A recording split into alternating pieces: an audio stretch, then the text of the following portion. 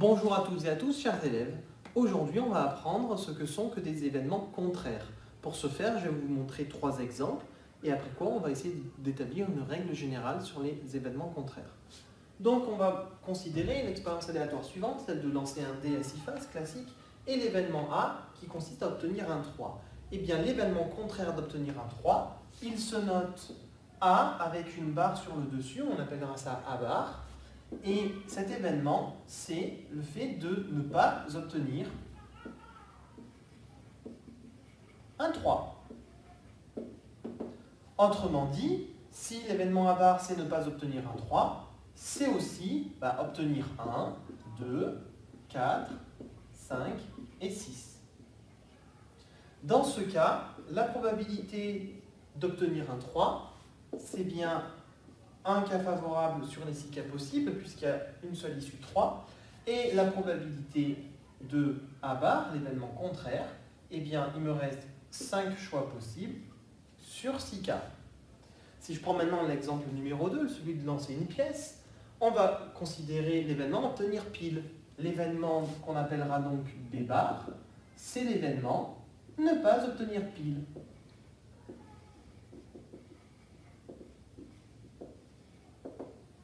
Ce qui pourrait aussi s'écrire comme événement obtenir face. Et dans ce cas, on va avoir évidemment la probabilité d'obtenir pile qui est égale à 1,5 et la probabilité d'obtenir B bar, c'est-à-dire ne pas obtenir pile, c'est-à-dire obtenir face, c'est aussi 1,5 puisqu'il y a une seule face dans une pièce et une seule face pile dans une pièce. Si on regarde maintenant l'exemple 3, ici, on a une urne qui va contenir 5 boules blanches, 3 boules noires et 2 boules rouges. Et on va piocher sans regarder évidemment. Elles sont indiscernables au toucher, donc on ne pourra pas les repérer avant. Et on va considérer l'événement C, obtenir une boule noire.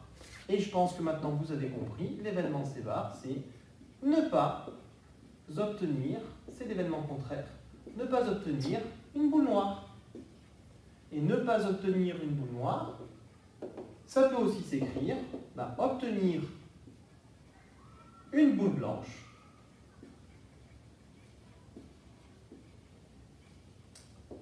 ou rouge.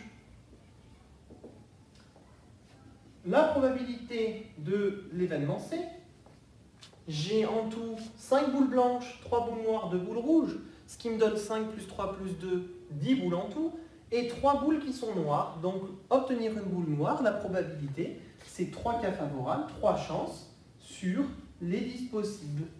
3 sur 10, c'est la probabilité d'obtenir la boule noire.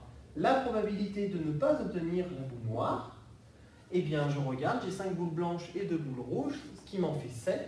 Donc, 7 chances sur 10, 7 dixièmes. Je rappelle, dans cette vidéo, que la probabilité, c'est un nombre compris entre 0 et 1.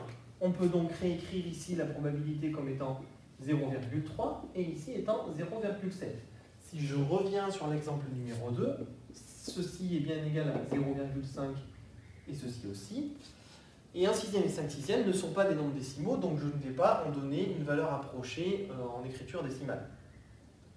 On peut aussi donner des probabilités sous forme de pourcentage, mais nous verrons cela plus tard. Maintenant, ce que j'aimerais bien qu'on regarde ici dans les exemples, c'est de se rendre compte d'une chose qui est assez importante, c'est que si je fais ici la probabilité de l'événement A plus la probabilité de l'événement A bar, eh bien, je m'aperçois que ça nous donne 1 sur 6 plus 5 sur 6. Donc 1 sixième plus 5 sixièmes, c'est-à-dire 6 sixièmes. Et 6 sixièmes, ça fait bien 1. Si je remarque ici aussi la probabilité de l'événement B plus la probabilité de l'événement B bar, eh bien ça fait 0,5 plus 0,5, puisqu'on peut donner les écritures décimales, ce qui nous donne aussi 1. Et enfin, pour le dernier exemple, la probabilité de l'événement C plus la probabilité de l'événement C bar, c'est aussi égal, 0,3 plus 0,7, c'est encore égal à 1. Et donc une propriété des événements contraires, c'est de dire que la somme de la probabilité d'un événement et de son événement contraire, ça sera toujours 1.